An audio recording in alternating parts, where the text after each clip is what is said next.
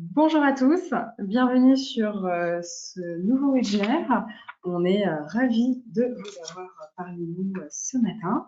On attend encore quelques secondes car on voit à l'écran les personnes qui se connectent au fur et à mesure. Donc, je vous demande encore quelques petites secondes et on démarre très vite. Ça arrive très rapidement. Mathieu, vous m'entendez bien? Très bien, bonjour à tous. Formidable. Donc, les compteurs s'affichent vite. Alors, en tout cas, sur ce webinaire, encore une fois, merci pour votre présence et on espère sincèrement que vous vous portez tous bien en cette période assez complexe. J'ai le plaisir d'être accompagnée ce matin par Mathieu Hu, qui est avocat au sein du cabinet Lextep, avocat sur Paris et Strasbourg, pour parler donc télétravail tant sur le sujet du cadre juridique que sur le renforcement de ce dispositif managérial et de ce dispositif RH au service de ressources humaines. Pour ma part, je suis Nathalie Wirth, responsable RH à temps partagé pour les TPE-PME. J'exerce majoritairement en région alsacienne. Donc, on vous propose, avec Mathieu, de partir sur 30 à 45 minutes d'échanges extrêmement pratico-pratiques pour revenir finalement sur ce dispositif, tant dans cette période inédite, mais également pour aller plus loin dans l'animation. Pour ceux qui sont aguerris des webinaires, vous savez que tout au long de ce timing, vous pourrez poser toutes vos questions. Vous avez sur votre écran à droite un dispositif chat. N'hésitez pas à poser au fur et à mesure l'ensemble de vos questions. On réagira à une ou deux questions par séquence et puis surtout, on prendra le temps en fin de webinaire pour répondre à toutes vos questions. Je dis bien toutes vos questions, donc n'hésitez pas. Sur ce webinaire, encore une fois, je n'ai pas déroulé les slides, c'est une erreur, mais voilà, en tout cas sur les intervenants, j'en ai parlé au programme ce matin, donc sur une vingtaine de minutes. Avec Mathieu, nous allons revenir sur évidemment le pourquoi et le comment du télétravail, avec un axe que va être également les leçons à tirer de ces 4 dernières semaines.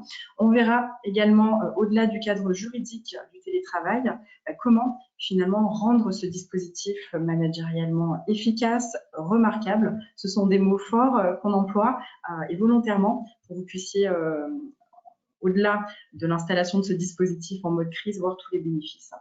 Et puis on terminera sur les quelques recommandations de la CNIL en matière de gestion des données, sécurité, également des informations, pour ceux en tout cas qui l'ont également mis en mode urgence.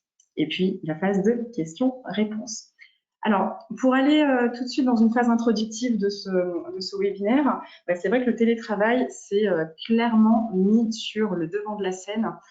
Pas forcément il n'y a que 4 semaines, mais déjà pour en tout cas notre part depuis un bon 6 mois avec les grèves notamment des transports qui, notamment en région parisienne, ont favorisé la mise en place active du télétravail et puis évidemment depuis ces 4 dernières semaines. Avec deux typologies d'entreprises, celles finalement qui ont pu s'adapter très vite à cette situation de crise, parce qu'au préalable, elles avaient déjà mis en place le télétravail. Donc aujourd'hui, leur état d'esprit va être plutôt de se renforcer, de se sécuriser d'autant plus. Et puis à côté, on a une autre cible d'entreprises dont vous faites très probablement partie, qui ont dû mettre en place en mode urgence ce télétravail.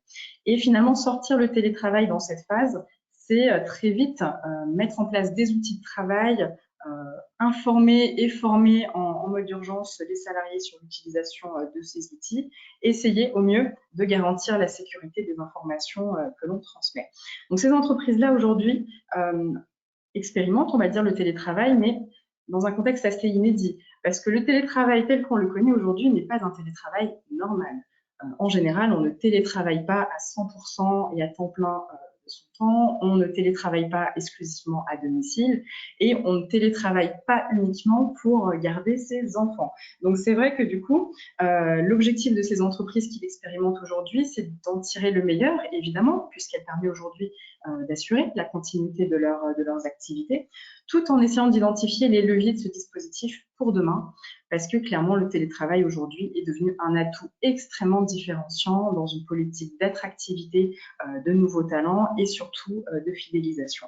Donc, dans une certaine mesure, on le verra tout à l'heure sur la partie management, télétravail égale également outil plus pour sa marque employeur. Pour finaliser cette phase introductive et avant de passer la main à Mathieu, quelques chiffres aussi qui me paraissaient importants de vous partager, puisqu'on a eu une étude très récente qui est sortie début avril sur l'état un peu des salariés en télétravail.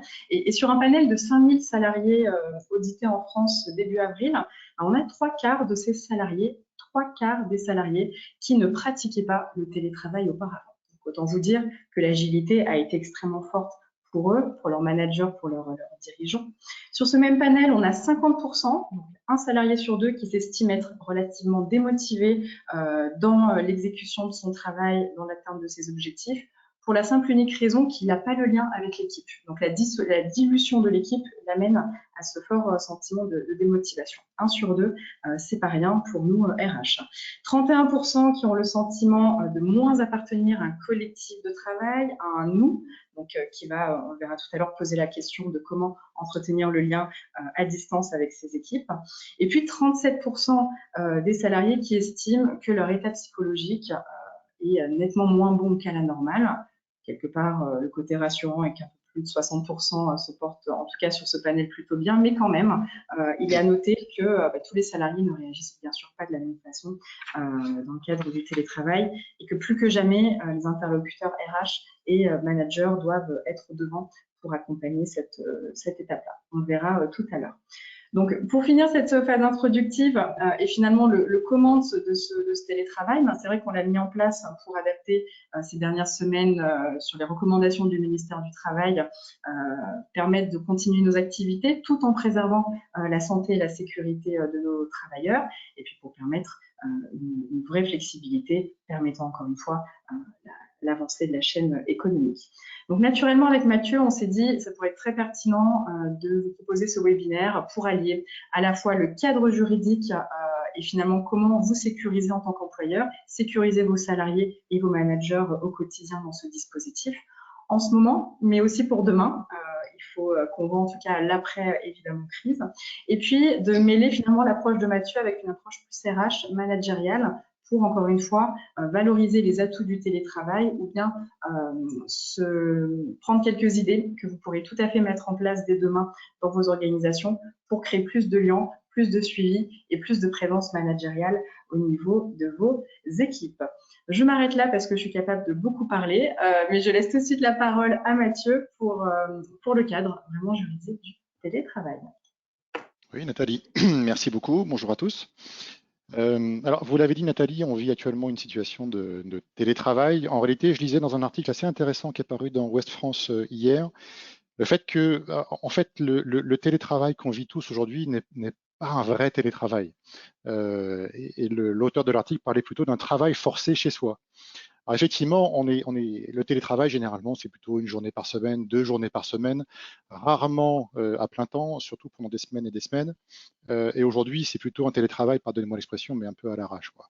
Donc c'est du travail forcé chez soi. Chez soi, ce qui est intéressant quand même dans ce télétravail, c'est que dans la situation actuelle en tout cas, c'est que c'est un peu une phase de test. C'est-à-dire que les employeurs ont été contraints et forcés de mettre en place ce travail forcé à la maison et qu'ils se rendent compte que dans la plupart des cas, ça marche plutôt pas mal, même si c'était assez improvisé, mais ça marche pas mal. Ce qu'on va évoquer aujourd'hui, c'est plutôt le vrai télétravail, c'est-à-dire celui qui est organisé, mis en place, programmé, étudié, à la fois d'un point de vue juridique, mais surtout d'un point de vue RH. Et là, c'est votre partie, Nathalie.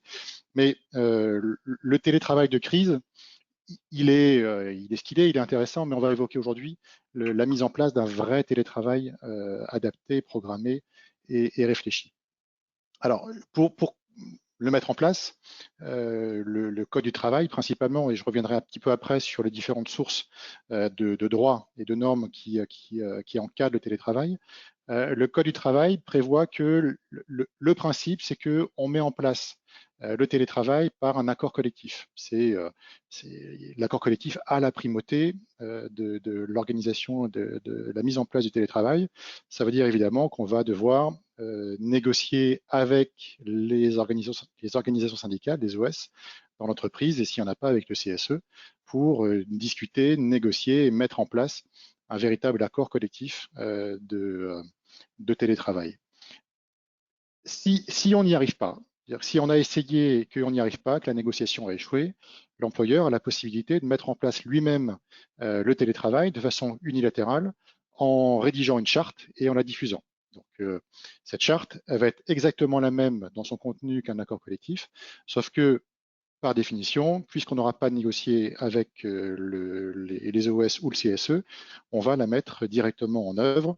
La petite obligation, c'est pour la charte, lorsqu'il y a un CSE dans l'entreprise, il faut évidemment le consulter préalablement puisque ça touche l'organisation du travail.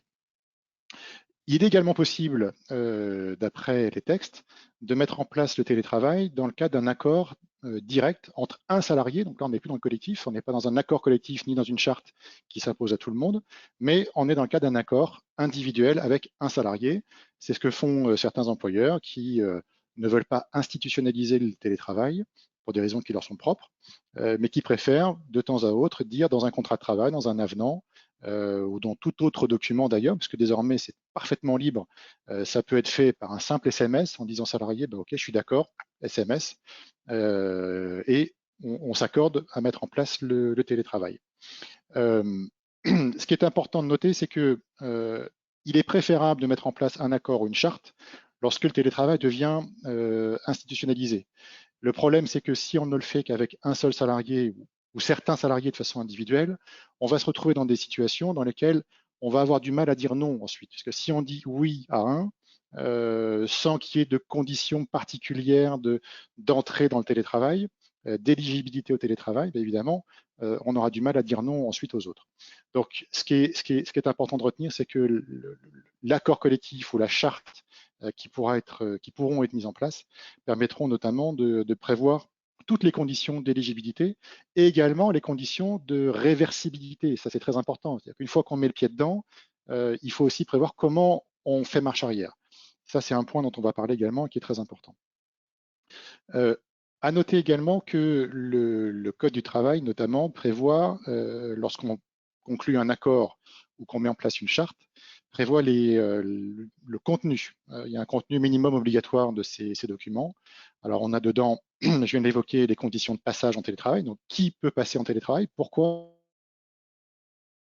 Alors, on peut par exemple prévoir que certains salariés pourront être éligibles au télétravail, mais d'autres pas, en fonction par exemple de leur autonomie, en fonction de leur ancienneté, en fonction du type de contrat. On peut dire que les contrats à durée déterminée n'y ont pas droit, mais les contrats à durée indéterminée y ont droit.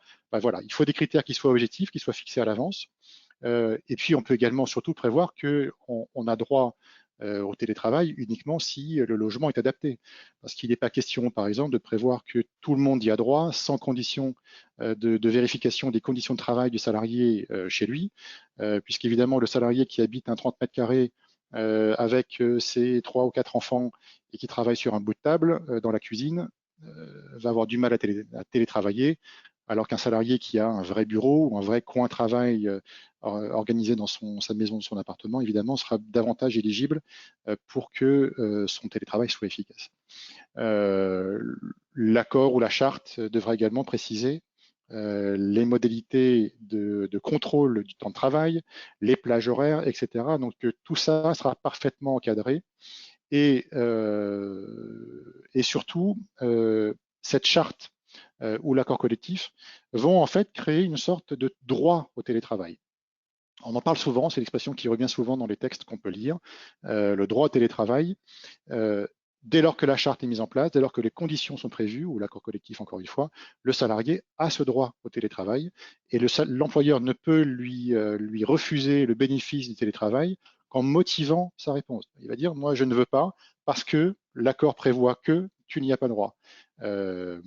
Alors qu'à l'inverse, lorsqu'il n'y a pas d'accord et pas de charte, et lorsque on évoque le télétravail que de façon individuelle avec tel ou tel salarié, évidemment, dans l'entreprise, il y a aussi un principe qui est un principe d'égalité, ce qui fait que si on a dit oui à un, sans que les conditions soient fixées, on va pouvoir dire non à un autre, mais on va devoir, dans ces cas-là, en cas de contentieux, prouver que si on dit non, c'est pas pour des raisons qui sont discriminatoires ou qui impliquent une rupture d'égalité. Donc, la position de l'employeur pour dire non va être évidemment beaucoup plus confortable s'il a un accord ou une charte sur lequel s'appuyer que s'il n'y a rien du tout et qu'il dit oui à l'un, non à l'autre, un peu à la tête du client. Donc ça, c'est également une des raisons pour lesquelles il est important que des chartes ou des accords soient mis en place. Je passe rapidement sur la situation actuelle, qui est celle de circonstances exceptionnelles, notamment dues à une épidémie. Alors, ce qui est intéressant à noter, c'est juste pour l'anecdote, c'est que le Code du travail prévoit expressément, et tout le monde en a parlé, donc tout le monde le sait désormais, que le télétravail peut être imposé en cas d'épidémie. C'est quand même un des seuls textes du Code du travail ou même du droit privé en général qui évoque l'épidémie. Donc, c'était déjà prévu. Et dans ces cas-là, évidemment, aucun formalisme n'est nécessaire. Tout le monde l'a vécu ces dernières semaines. On impose le télétravail, qui est une mesure de sécurité, pour protéger les salariés. Et le salarié, pour le coup, n'a absolument pas le droit de refuser, puisque son refus de télétravailler est considéré comme étant une faute qui peut justifier une sanction disciplinaire, voire un avertissement, voire un licenciement. Voilà. Je passe désormais à l'encadrement du télétravail. On est sur la slide. Non, c'est celle juste avant, Nathalie, sur l'encadrement. L'encadrement, alors ça c'est très juridique, mais je vais passer assez rapidement. Quelles sont les règles qui fixent, enfin qui encadrent le télétravail? La première dans la strate, c'est un accord européen qui a été signé en 2002 entre les partenaires sociaux européens. Cet accord européen, il a été transposé dans un ANI, donc c'est un accord national interprofessionnel de 2005. Cet accord de 2005, il a été étendu en 2006. Ça veut dire quoi étendu? Ça veut dire qu'il s'applique aujourd'hui à la quasi-totalité des entreprises françaises qui font partie de branches dont les syndicats MEDEF, CGPME et UPA sont signataires. Quasiment tout le monde. Donc cet accord, cet ANI, s'applique. Et il y a également des règles qu'on va trouver dans le Code du travail, et ça depuis 2012 de mémoire. Et les règles du Code du travail ont été largement modifiées en 2017 par les lois travail, par les ordonnances travail qui sont entrées en vigueur juste après l'élection du président Macron, qui ont beaucoup simplifié les règles en vigueur dans le but de favoriser le télétravail. Parce qu'on s'était rendu compte que malgré l'ANI, malgré les textes de 2012 dans le Code du travail, peu d'entreprises le mettaient en place, alors que d'une façon générale, c'est un mode de fonctionnement, lorsqu'il est bien organisé et bien maîtrisé, qui favorise la santé au travail. Donc, les gouvernements successifs, et dont celui en place aujourd'hui, ont vraiment voulu, avec les partenaires sociaux, favoriser le télétravail. Et c'est l'objet notamment des dernières lois en vigueur. Donc, ANI, accord d'entreprise ou charte, code du travail, et puis évidemment, on vient de le voir, le contrat qui peut également prévoir les conditions dans lesquelles le télétravail sera encadré. On en vient maintenant au droit du télétravailleur. Alors, on a distingué ici plusieurs droits, des droits individuels, des droits collectifs, et puis des droits à la santé, comme on peut l'entendre parfois. Alors, les droits individuels, ça fait un peu catalogue, pardonnez-moi, mais je vais les évoquer rapidement. D'abord, d'une façon générale, ce qu'il faut retenir, c'est que le salarié en télétravail a exactement les mêmes droits et a strictement les mêmes droits que tous les salariés qui ne sont pas en télétravail. Ça, c'est un point essentiel à retenir. Ça veut dire que il a droit à une charge de travail qui sera équivalente. C'est pas parce qu'il a moins de trajets pour aller à son travail qu'il devrait travailler plus. Donc sa charge de travail doit être la même. Il a droit d'avoir accès à une formation professionnelle, à des entretiens professionnels, etc., etc. Il a droit exactement au même droit. Ce qu'il a en plus, c'est assez logique, c'est un droit finalement au remboursement des frais qui sont occasionnés par son télétravail. Parce qu'évidemment, un salarié qui est en télétravail, il va dépenser de l'argent, il va supporter des frais pour être chez lui, pour pouvoir travailler de chez lui. Il va peut-être acheter un bureau, peut-être financer des cartouches d'encre, une imprimante, du papier, il va devoir téléphoner à l'étranger des surtaxes, par exemple, j'en sais rien. Toutes les dépenses qu'il va être amené à faire vont devoir lui être remboursés. Et ça peut aller jusqu'à également une quote-part du loyer de son appartement, parce que si il est obligé, pour pouvoir s'isoler, par exemple, d'affecter une pièce entière à son bureau, il peut aller jusqu'à demander à l'entreprise de rembourser, de prendre à sa charge une partie, une quote-part du loyer, de la taxe d'habitation, des charges de copropriété, etc., etc. Donc, tout ça est un élément qui devra nécessairement être pris en compte lorsque le télétravail sera mis en place, puisque évidemment, alors ça peut paraître extrêmement compliqué après à gérer, de se dire on va compter les mètres carrés de chacun, les charges de copropriété, etc. Donc, ce que prévoit la loi, c'est que l'indemnité de remboursement des frais peut être forfaitaire. On peut dire aux salariés, on va te donner 10 euros, 15 euros, 20 euros par mois, par exemple, pour l'indemniser. C'est extrêmement faible, mais ce sont les forfaits qui sont prévus par la sécurité sociale, puisque alors, il y a aujourd'hui une exonération de cotisation sociale dans la limite de 10 euros par mois et par jour travaillé dans la semaine. Donc un salarié qui travaille une journée par semaine peut recevoir 10 euros de remboursement forfaitaire, 2 journées par semaine, c'est 20 euros par mois, etc., etc. Et ces cotisations sont exonérées. Ces indemnités, pardon, de remboursement de frais sont exonérées de cotisations sociales. Des droits collectifs, évidemment, le télétravailleur a également, même principe, les mêmes droits collectifs que l'ensemble des salariés de la société qui ne sont pas en télétravail. Et c'est notamment le fait que, évidemment, il a un même accès aux représentants du personnel, aux IRP, il a un accès aux informations syndicales, il a le droit de participer aux élections comme les autres, etc., etc. Évidemment, il a exactement les mêmes droits et évidemment, il fait partie des effectifs de la société comme tous les autres travailleurs de la société. On parle ici ensuite de la santé du télétravailleur. Alors évidemment, même principe, l'employeur doit veiller à la santé de ses salariés en télétravail, comme il doit veiller à la santé de ses salariés qui sont sur place au siège de l'entreprise ou dans les établissements. Ce qui veut dire que, par exemple, l'employeur peut demander aux télétravailleurs de visiter son lieu de travail. Et beaucoup le font, parce que comme je disais tout à l'heure, à l'instant, il n'est pas question que les télétravailleurs travaillent dans des conditions qui ne soient pas acceptables matériellement. Donc pour le coup, l'employeur peut, en avisant à l'avance le salarié, en lui demandant son accord préalable, accéder au lieu de travail, au lieu de télétravail, et vérifier que les conditions de santé et de sécurité sont bien réunies.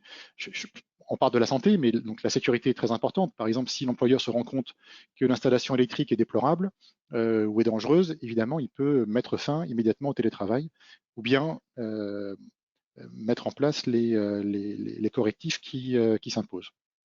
Dans la santé du télétravailleur, également à noter une présomption de caractère professionnel des accidents de travail. Si un salarié qui est en télétravail se blesse, pour une raison ou pour une autre, il tombe de sa chaise et se casse un bras, cet accident est de facto présumé être un accident de travail. Donc c'est une présomption, elle n'est pas irréfragable comme on dit en droit, c'est-à-dire on peut apporter la preuve contraire, mais néanmoins il est présumé être un accident de travail. Alors à condition pour autant que l'accident ait eu lieu pendant les plages horaires. D'où l'intérêt d'ailleurs de préciser dans la charte ou dans l'accord quelles sont les plages horaires pendant lesquelles le salarié travaille, puisque si l'accident arrive en dehors des plages horaires, pour le coup, la présomption ne s'applique plus et c'est au salarié de rapporter la preuve du fait qu'il était en télétravail. Donc, la fixation des plages horaires est effectivement, évidemment, importante. Voilà, Nathalie, je vous laisse la parole et on arrête là pour le droit et les conditions de télétravail. Merci beaucoup. En tout cas, Mathieu, on a une question de Nadia qui demande sur les tickets restaurants, si le salarié en télétravail a bien droit aux tickets restaurants, comme d'habitude. Oui, alors on avait prévu de poser la question un peu après parce qu'elle était déjà, c'est une question qui nous avait été posée par les gens qui se sont inscrits, mais je peux l'aborder dès maintenant. Effectivement, il est prévu que les salariés en télétravail encore une fois, ont les mêmes droits que les autres. Et donc, ils ont effectivement droit au ticket restaurant comme les salariés qui ne sont pas en télétravail. Alors, une nuance quand même qui est importante, la Cour de cassation permet de prévoir une tarification différente selon l'éloignement du salarié par rapport à son lieu de travail.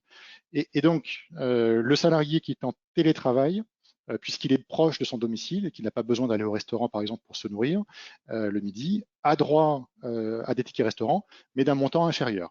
Et donc, ce n'est pas une discrimination de prévoir que ceux qui sont dans une zone dans laquelle il n'y a pas de restauration à prix abordable, par exemple, auraient des tickets restaurants d'un montant supérieur à ceux qui sont en télétravail à domicile. Très bien. Mais effectivement, merci en tout cas pour le cadre juridique. On va continuer en tout cas pour faire une transition finalement une fois que le télétravail a été mis en place, qui commence à être sécurisé dans les aspects des obligations de l'employeur. Finalement, vient très vite la notion du management de l'animation du dispositif. Ce que je voulais vous dire en tout cas en préambule de cette séquence, c'est que finalement, vous l'avez compris, le télétravail ne s'improvise pas et que finalement, une fois de plus, en première ligne, sont mises à très rude épreuve les managers de proximité, les chefs de service, les responsables de pôle. C'est vrai on a souvent tendance, et notamment ces dernières semaines, de systématiquement parler du salarié, évidemment, mais faisons quand même un focus sur ce manager à qui, plus que jamais, on demande adaptabilité, agilité, concession, qui lui permet pas toujours, en tout cas, d'y voir très clair. Tant déjà dans le dispositif même, qui est peut-être une première pour lui, et puis finalement sur tous les risques qu'engendre finalement un télétravail imposé ou fortement recommandé. Donc les managers aujourd'hui doivent gérer différents contextes. Finalement, cette perte de lien social, donc comment réussir à conserver le lien avec son salarié, à animer les objectifs, à maintenir une communication efficace, pertinente au quotidien, le maintien naturellement du nous et du collectif, au sens, encore une fois, de l'animation, mais aussi de la convivialité, du mieux-être et du bien-être au travail, tout en n'oubliant pas également de gérer au niveau toujours du collectif et de l'individu l'hyperconnexion avec des outils de travail nouveaux, mais une présence finalement sur des plages horaires extrêmement larges, un équilibre en tout cas qui est très difficile à mener, notamment personnel, puisque on rappelle qu'il y a une majorité de salariés qui télétravaillent en présence aussi d'enfants, et Dieu sait qu'en termes de gestion du stress, j'en fais partie en tout cas, c'est également une situation qui nous met à rude épreuve. Donc finalement, une situation complexe pour des salariés qui doivent adapter leur équipe, leur approche pédagogique, doivent faire face à des décisions d'entreprise qui sont prises pour la plupart évidemment en mode urgence, avec des décisions qui peuvent très vite revenir en arrière parce que la situation fait que de nombreuses inconnues résident, et puis qui doivent aussi eux-mêmes faire un certain nombre de concessions sur leur propre personne, devoir imposer des congés payés, devoir eux-mêmes prendre des congés. J'ai un cas d'entreprise actuellement où on demande aux membres du CODIR de baisser un petit peu leur salaire pour pouvoir le redistribuer sous forme de prime au personnel, en tout cas, qui est actuellement exposé. Tout un tas de choses qui, finalement, viennent se mettre de bout en bout et les exposent vraiment de manière difficile, avec un vrai mal-être également sur le corps managérial. C'est là où, évidemment, les interlocuteurs RH, les dirigeants doivent plus que jamais se tenir disponibles auprès des managers en formant des cellules d'ateliers de retour d'expérience pour peut-être réunir virtuellement les managers et travailler ensemble sur des cas concrets pour avoir ensemble de bonnes pratiques. Mais c'est aussi le manager qu'on doit manager, donc continuer d'entretenir le lien et peut-être même d'avoir plus d'écoute à son niveau pour vraiment l'accompagner dans ce dispositif. Je pense que c'est une des leçons qui sera fortement à tirer pour ces entreprises qui ont mis en place ce télétravail de manière rapide, c'est finalement à la sortie comment je fais pour finalement tirer les leçons bénéfiques et permettre à mon manager d'être mieux formé, d'être plus dans l'anticipation et pouvoir finalement adapter ses méthodes de travail au contexte actuel. Évidemment, pour nous RH, avoir finalement des managers qui sont pour nous nos RH de proximité, donc qui sont des managers finalement avec du leadership, avec finalement une bonne maîtrise de leurs acquis. Pour nous, c'est forcément des axes de travail essentiels pour pouvoir ensuite cascader l'ensemble de ces actions sur les salariés. Donc, préserver finalement le lien managérial dans le cadre du télétravail, c'est aussi d'abord penser à ces managers qui encadrent et faire une forme de SAV, en tout cas des managers, pour pouvoir assurer une présence régulière. Et puis finalement, ce manager, il va continuer. Il va continuer d'animer son équipe, animer ce qui est une raison d'être, pourquoi on est là, pourquoi on fait ça, pourquoi les objectifs que j'ai fixés sont des objectifs qui ont du sens aujourd'hui. Et ce qui pose finalement, je trouve, un point intéressant qui est finalement la notion d'objectif, qui est une notion encore difficile pour certains managers, de devoir fixer des objectifs, notamment dans le secteur industriel où on est vraiment dans de la production pure. Les objectifs sont des objectifs de densité ou des objectifs voilà, de delivery in fine. Là, finalement, revoir des objectifs pour l'adapter au télétravail, peut-être légèrement les sous-évaluer, mais les rendre quand même viables en mode smarter, comme on le dit dans notre jargon, pour qu'ils aient du sens et qu'ils continuent à motiver l'ensemble des salariés. Donc ensuite, c'est vrai qu'une fois qu'on a posé ce cadre-là, que le manager sait réadapter ses objectifs, va mettre en place finalement sa nouvelle forme d'évaluation des objectifs, on en vient clairement à la relation managériale. Quel est finalement le rituel du manager pour pouvoir assurer le lien avec ses équipes? Je vous ai mis dans le slide un exemple d'un de nos clients qui est une start-up en région parisienne, Ivency, une 50aine de salariés. Alors, les start-up étant des contextes à part, des écosystèmes à part, toujours est-il que d'un point de vue RH, ils ont pour plupart, en tout cas, plutôt envie toujours de se challenger et de faire des choses nouvelles. Donc, c'est toujours des exemples qui sont interpellantes, même pour des entreprises plus traditionnelles. À Ivency, ce sont des jeunes générations, une moyenne d'âge de 25 ans. Et typiquement, les 6 managers, aujourd'hui, ont imposé un rituel hebdomadaire à l'ensemble de leurs équipes. Typiquement, le matin, c'est inéluctable, le e-café, comme ils l'appellent, le morning café du matin, avec toute l'équipe, est obligatoire, en présence de tout le monde, pour faire évidemment le point sur la journée passée et sur la journée à venir. Mais c'est aussi un moment d'équipe qui est ouvert aux autres équipes de Ivency. Et c'est là où c'est intéressant.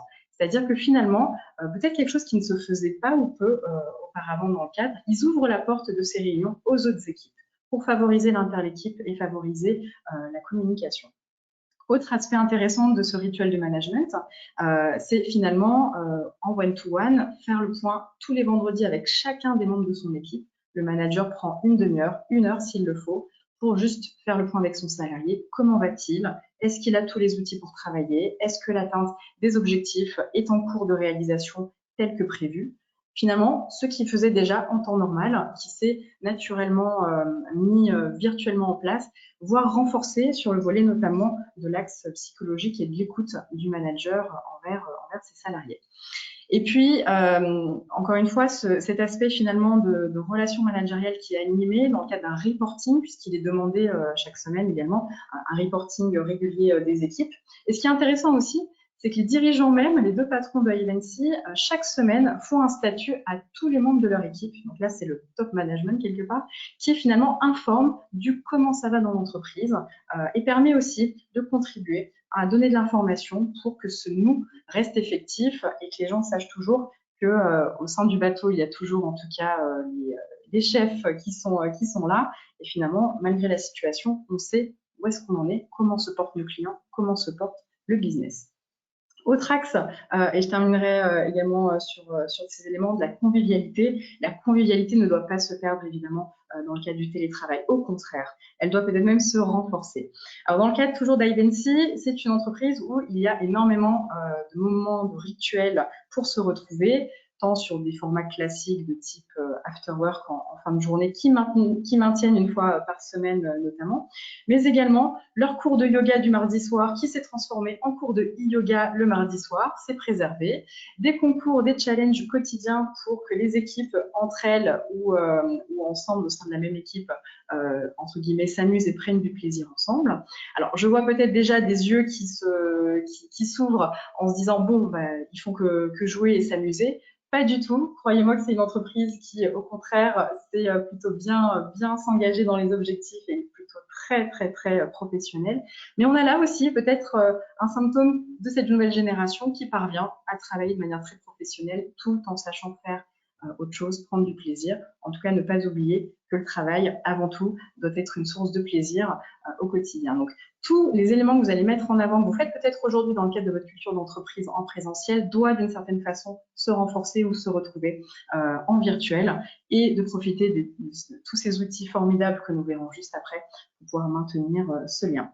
Enfin, le manager, évidemment, Mathieu l'a très bien dit, doit veiller, au-delà du collectif, à l'individu, doit veiller à son talent, à son équilibre personnel. Je rappelle encore une fois qu'on a des parents, enfin des travailleurs parents, qui est très difficile évidemment de gérer enfants et travail en même temps. Et puis, une nouvelle fois, quid de ces salariés qui, de la perte du lien social, peuvent très clairement dépérir en termes de morale et se trouver finalement démotivés, ne sachant plus vraiment est-ce qu'ils appartiennent à l'entreprise, ne pas retrouver finalement ce lien, ce nous qui était très important également jusqu'à maintenant pour eux. Nous, on a le cas aujourd'hui de salariés à qui on fait un suivi renforcé parce qu'évidemment, du jour au lendemain, se retrouver tout seul, c'est juste du jamais vu en 20-30 ans de carrière. Et c'est assez brutal finalement de se retrouver à la maison, parfois avec un conjoint qu'on n'a pas l'habitude aussi d'avoir au quotidien, entre guillemets, dans les pattes, et puis des situations beaucoup plus difficiles qui pourraient advenir, de conjoints qui pourraient être violents ou autres, et qui fait que l'atmosphère générale dans la maison est très complexe. Bref, tout ceci, plus que jamais, le manager doit avoir ce rôle social, ce rôle de soutien psychologique. C'est des mots qui peuvent encore titiller les oreilles de certains managers. Pour autant, ça fait partie de votre mission, plus que jamais en tout cas, de suivre le moral psychologique et le quotidien de votre salarié. Tout en n'oubliant pas qu'un manager efficace, un manager qui a du leadership, c'est aussi un manager qui, dans des situations qui le nécessitent, actionne son pouvoir disciplinaire. Le télétravail n'exclut pas, hélas, la sanction, le recadrage si nécessaire. Vous pourrez, si vous avez eu quelques cas en tout cas, préciser auprès de Mathieu quelles pourraient être les situations pour lesquelles le pouvoir disciplinaire pourrait être actionné. Au-delà du licenciement qui pourrait être questionné en ce moment du fait de la situation d'urgence, le recadrage, les avertissements voilà, sont nécessaires. Ce n'est pas parce qu'on est en télétravail qu'on n'a pas une conduite professionnelle, qu'on n'a pas une présentation en vidéoconférence qui soit professionnelle aussi. Tout un tas d'éléments qui fait que, évidemment, le manager continue, l'employeur continue d'avoir son pouvoir au niveau disciplinaire. Donc voilà ce que je voulais vous dire finalement, et finalement les mots à retenir, c'est évidemment soignez vos managers, soignez-vous aussi en tant que dirigeant, entre guillemets, sur les bonnes pratiques.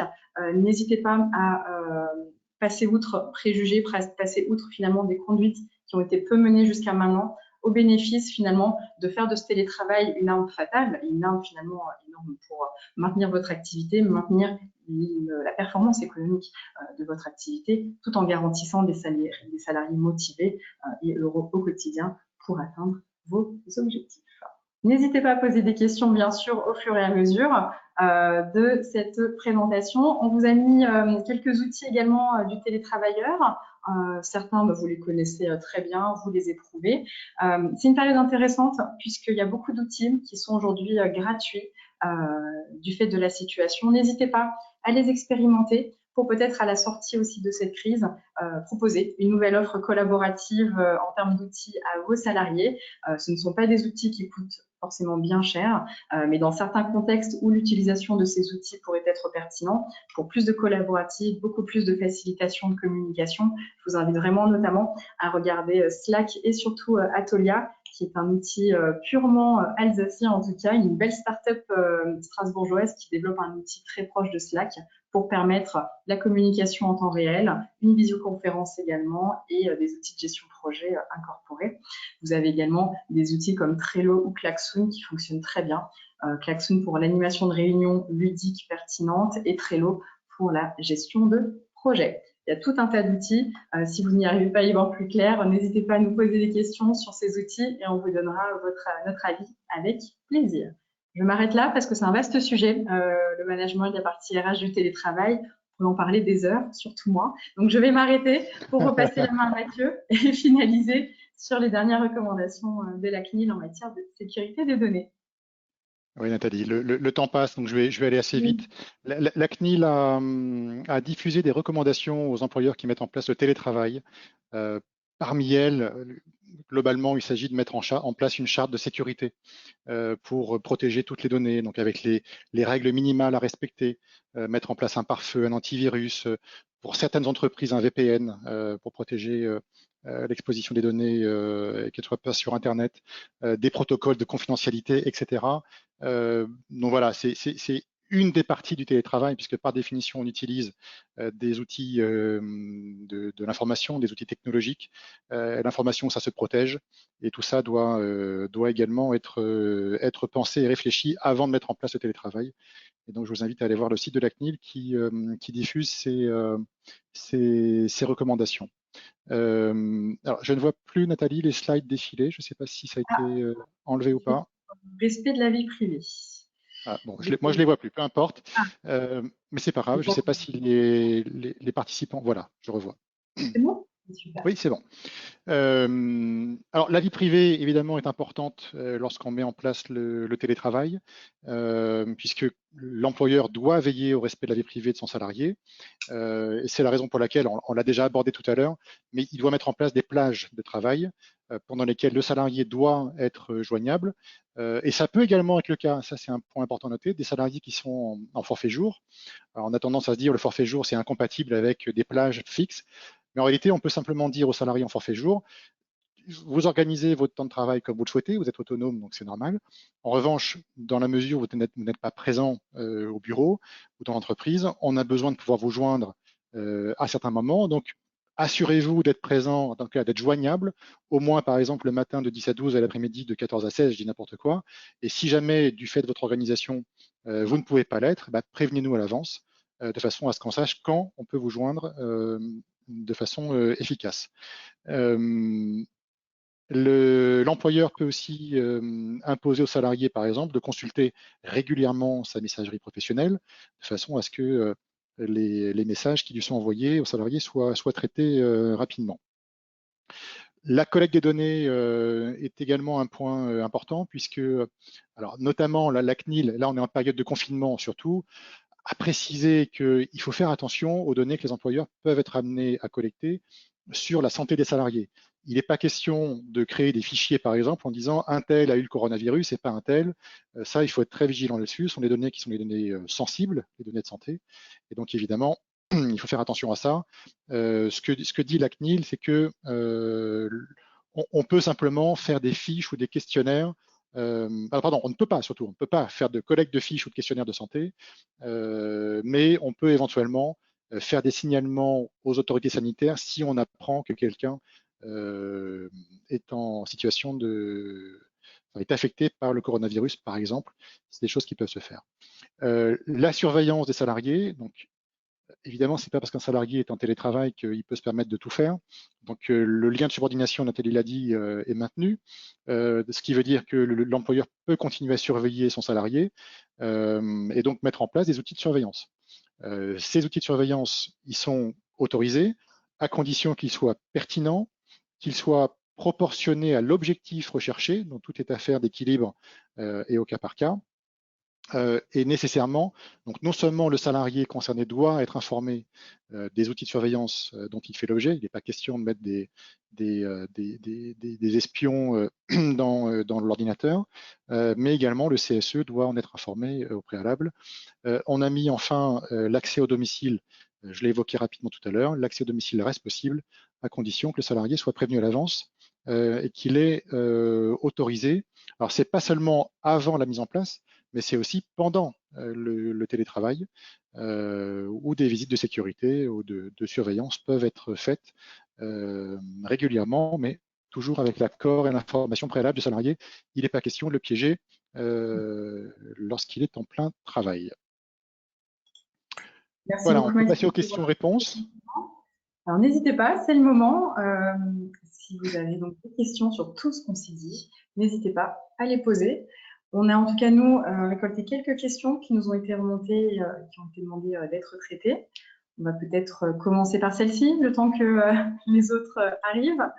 Oui, Euh, alors, oui. allez-y, Nathalie, allez-y. Donc, sur la première question, on avait donc mon poste est éligible en télétravail, mais en pratique, c'est pas compatible avec la garde de mes enfants en bas âge. En soi, est-ce que finalement, je peux demander à ne pas travailler, même si je suis éligible au télétravail? Ouais, ça, c'est une question que j'ai eue plusieurs fois au tout début du confinement, où certains salariés refusaient le télétravail parce que ils avaient des enfants en bas âge avec eux et qu'effectivement, quand on a un enfant de 1 an, 2 ans, 3 ans, qui n'est par définition pas autonome, et qu'on est seul à la maison parce que le conjoint, parce que soit il n'y a pas de conjoint, soit le conjoint travaille et n'est pas à la maison, c'est évidemment quasiment impossible de télétravailler, de pouvoir parler avec ses collègues, avec ses clients, en ayant 1, 2, 3 enfants ou plus dans les pattes. Donc, alors, il y a eu diffusé par le ministère du Travail des questions-réponses sur la question, et le ministère a indiqué qu'il faut privilégier le télétravail.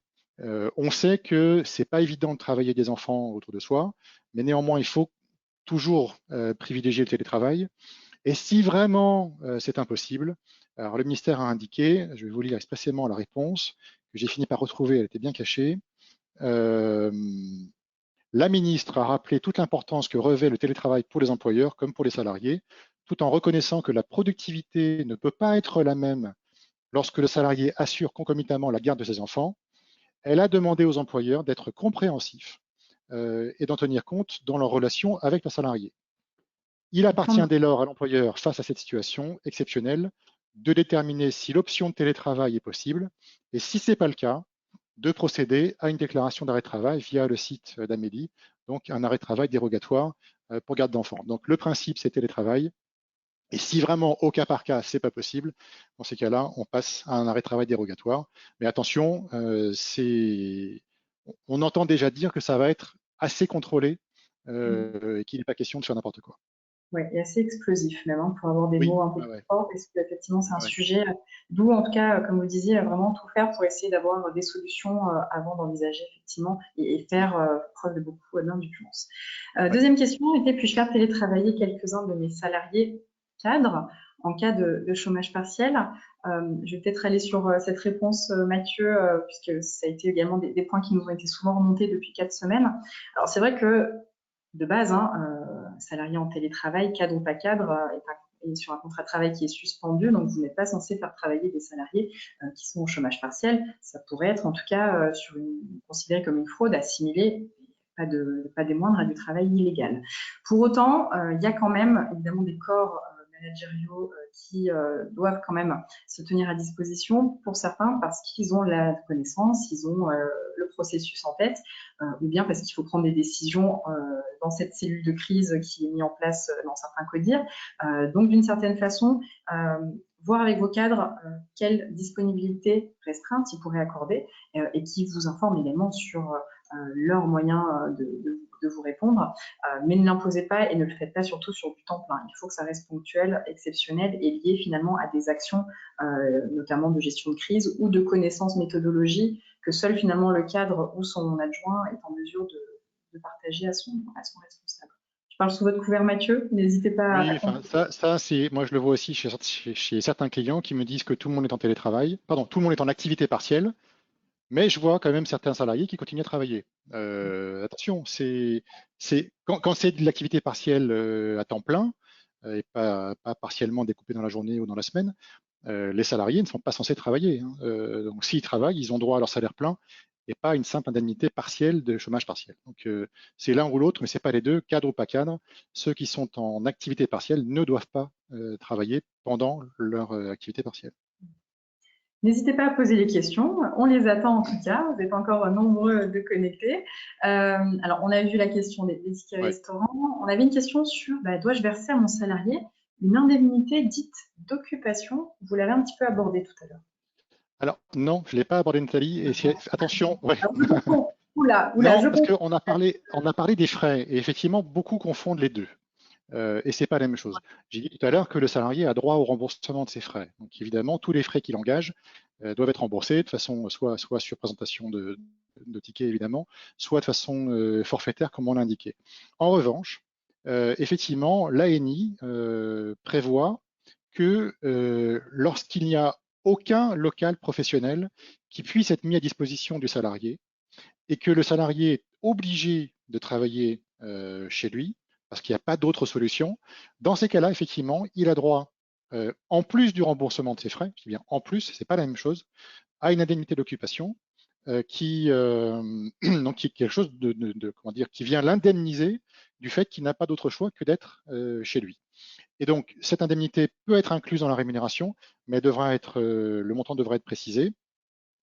Oui, voilà. Donc, ce que j'ai noté, c'est que sa définition, c'est qu'elle compense le désagrément lié à l'utilisation du logement. Voilà, c'est l'indemnité.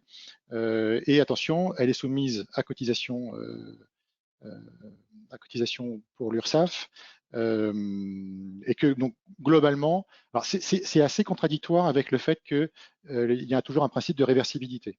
Là, par définition, on est dans des cas où l'employeur ne met pas à disposition de ses salariés d'outils, en tout cas de lieux de travail. Donc l'employeur fait des économies en se disant j'ai peut-être 40 salariés mais que j'ai seulement 20 postes et pour les 20 autres, ils ne peuvent pas venir au bureau. Dans ces cas-là, puisque c'est une occupation quasiment à temps plein qui est imposée aux salariés, il n'a pas le choix. Il a droit à cette indemnité d'occupation. Très bien, merci en tout cas pour ces compléments. C'est vrai que c'est une notion en tout cas assez confusante pour ma part. En tout Ouais. cas, c'est vrai que heureusement que cette question a été remontée, ça permet vraiment d'éclaircir en tout cas sur ces deux mots-là. En tout cas, bon, pas d'autres questions, n'hésitez pas quand même à réagir. On se sentira moins seul avec Mathieu en tout cas. On vous souhaite, on vous remercie surtout de votre participation. On va vous transmettre en tout cas le support de ce webinaire, ce qui vous permettra, si vous avez des questions aussi après le webinaire, de ne pas hésiter à nous les partager, on y répondra avec plaisir. Merci beaucoup Mathieu, une fois de plus, pour votre mobilisation. Merci à de votre m'avoir invité, Nathalie. Thaïs qui nous ont accompagnés sur la préparation, Aussi, oui. à Thibaut également qui est notre support marketing, il est caché mais merci à lui et surtout à vous, prenez soin de vous, restez chez vous et passez une très belle journée. À bientôt. Merci, à bientôt. Au revoir.